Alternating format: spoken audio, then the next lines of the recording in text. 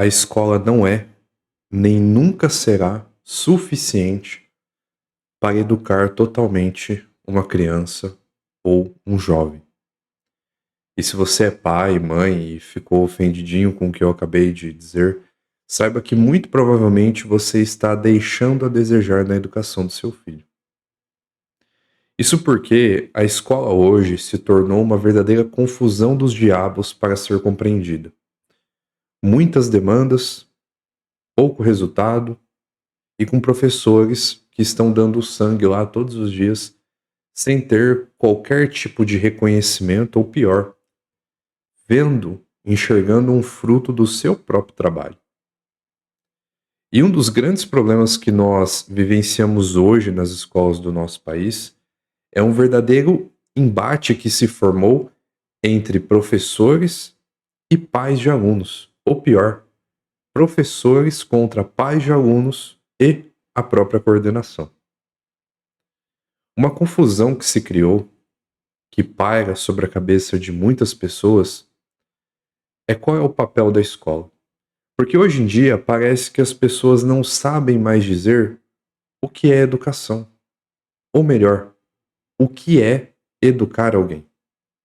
E quando nós nos debruçamos verdadeiramente sobre esse ato, sobre esse processo, nós compreendemos que se trata de algo tão grande, tão profundo, que abarca tantas coisas, que seria impossível para a escola fazê-lo, mesmo que essa fosse uma das suas propostas iniciais.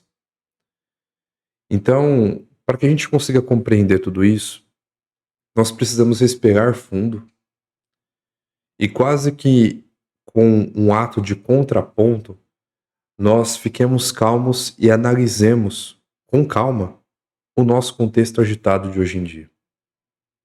É claro que seria muito fácil se a gente olhasse e dissesse que tudo isso é culpa do capitalismo, né?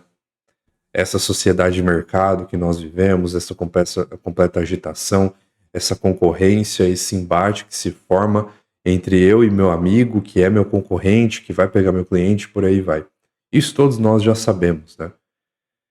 Mas parece que no meio desse processo todo, nós perdemos a noção de que ao colocar uma criança, um jovem nesse mundo, mesmo que tenhamos à nossa disposição uma instituição que se propõe a educá-lo para processos básicos de aprendizagem e compreensão de determinados assuntos, nós ainda temos uma responsabilidade com essa criança. E uma responsabilidade que talvez seja tão importante quanto a da própria escola. Porque é muito fácil nesse contexto de agitação, de trabalho, eu coloque a educação social à frente da educação emocional do meu filho. Muitas vezes nós queremos que os jovens, os nossos filhos, sobrinhos e por aí vai, eles sejam inteligentes, tirem boas notas, e não que isso não seja importante. É extremamente importante que essa geração tire boas notas, aprenda processos básicos, mas do que adianta tudo isso se não há qualquer tipo de controle emocional por parte destas mesmas crianças?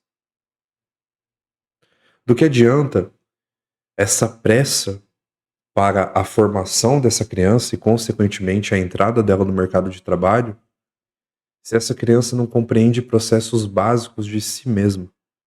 E que, muito provavelmente, por não compreendê-los, tentará preencher um certo vazio ou sucumbir certas reações físicas e emocionais que ela terá com algumas coisas que ela aprendeu que ela deveria substituir. Sucumbir cada uma dessas coisas que ela sente, que talvez sejam necessidades mesmas de um ser humano normal, com dinheiro, com títulos e por aí vai. Acontece que, como eu disse, nunca foi papel da escola educar um ser humano por completo, até porque isso é impossível. O que a escola oferece é uma espécie de segundo estágio na educação de uma pessoa, que é justamente essa educação social. essa educação para o convívio social. Ou seja, a criança é inserida no ambiente escolar, ela passa a ter contato com pessoas de diferentes culturas e processos básicos, conhecimentos básicos para a sobrevivência dela. Saber falar o seu idioma, compreender minimamente que seja a herança literária que ela possui, que formou essa norma culta que ela utiliza na linguagem falada e na linguagem escrita, processos matemáticos básicos para que ela não seja ludibriada, enganada por alguém que esteja comprando o seu produto ou quando ela mesma for comprar o produto de alguém, além de contas básicas para fazer cálculos básicos para a sua própria vida. A história para que ela reconheça também qual que é o papel dela na história, quais foram os rumos que a humanidade teve até os dias de hoje e sobre qual tipo de influência ela está nos dias de hoje por conta de tudo que já aconteceu. E por aí vai. São conhecimentos básicos que nos inserem em certas reflexões do lugar que nós estamos, para onde nós iremos, de onde nós viemos. Só que antes disso, existem processos ainda mais básicos, que dizem respeito à nossa personalidade. Processos de reação. Aqui entra um dos primeiros estágios, não o primeiro estágio da educação de qualquer ser humano, que é a educação da personalidade, a educação para as reações da criança. Porque para que eu tenha o mínimo de convivência adequada em uma sociedade, além desses conhecimentos básicos que eu citei anteriormente, também se faz necessário que eu tenha o mínimo de controle emocional. Que eu saiba me controlar em uma situação, por exemplo, de desrespeito, de injustiça, alguma coisa do tipo, para que eu tenha minimamente ali um certo quadro de referências, para que eu consiga pautar com mais funcionalidade, ou talvez de forma mais saudável, as minhas amizades, os meus relacionamentos, começar a me introduzir nessa reflexão acerca da minha vocação e por aí vai. Então veja bem, antes mesmo de nós adquirirmos conhecimentos básicos para conviver em sociedade, nós precisamos de uma espécie de herança, uma espécie de conhecimento mais básico ainda que diz respeito a mim dentro dessa sociedade. Com todas as suas nuances, com todas as suas dificuldades, com todas as suas injustiças, eu preciso ter o mínimo controle sobre mim para que eu consiga pautar a minha reação de uma forma mais funcional, de uma forma mais prudente. E adivinha? Se o professor de história está ensinando isso para o seu filho, como é que ele vai ter tempo para falar da própria história? Se uma professora de geografia precisa ensinar o seu filho sobre o que é respeito e por que ele deve respeitá-lo, como é que ela vai ensinar geografia para o seu filho? Então percebam que os problemas inseridos hoje na educação, problemas básicos a nível micro, no sentido de sala de aula, e eu não falo aqui nem de investimentos ou qualquer outra coisa do tipo, que são problemas talvez um pouquinho maiores, são coisas básicas que às vezes escapam do nosso olhar. E percebo que esse problema começa desde antes. É com essa agitação, nós inseridos nesse mundo onde nós não temos tempo para coisas básicas, como educar um ser humano, que nós mesmos colocamos nesse mundo. E isso é de extrema importância porque, como eu sempre gosto de elucidar para muitos pais, o professor, ele pode até tolerar um certo desrespeito do seu filho. Mas você acha mesmo que com o mundo como está hoje, o mundo como nós o conhecemos hoje, vai tolerar um desrespeito do seu filho? Vai tolerar que o seu filho não tenha uma certa referência que ele aprendeu na infância, que irá pautar as próximas buscas, os próximos objetivos dele? Muito provavelmente não.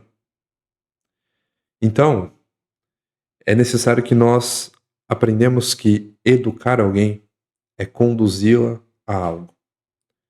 Conduzi-la a um certo controle e a própria educação de aspectos básicos, como o próprio organismo, para que essa pessoa cuide do seu corpo, da vontade, para que ela eduque a sua vontade, para que ela consiga aos poucos enxergar no seu ambiente possibilidades de ação dela no mundo, que consequentemente impactará diretamente a forma com a qual ela encara os desafios dela. E educações básicas, por exemplo, dos nossos próprios sentidos, para que a gente eduque o nosso olhar para contemplar aquilo que é belo e não entregá-lo a essa banalidade do mundo, de ouvir as pessoas corretas, de ingerir as coisas corretas de acordo com os nossos objetivos. Então percebam que a educação, ela não se encerra numa faculdade, assim como ela não se inicia necessariamente com os ensinos básicos de ciência, história, matemática e português. Começa em casa, com processos básicos dos nossos 5 órgãos do sentido. Porque educar o olhar é tão importante quanto nós temos conhecimento básico de história, por exemplo.